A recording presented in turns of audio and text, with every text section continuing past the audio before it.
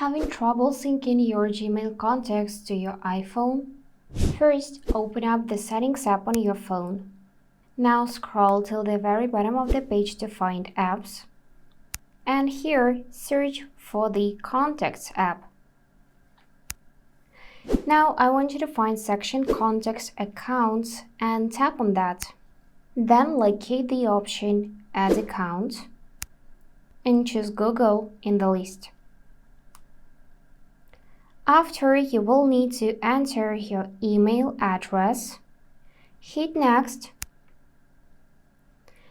and then you will need to complete the two-factor authentication process if your phone asks you to. Click Continue and finish the authentication. After you signed in, click Continue, then scroll down and click Continue once more. And the most important moment right now to synchronize your Gmail contacts is to enable it in this list.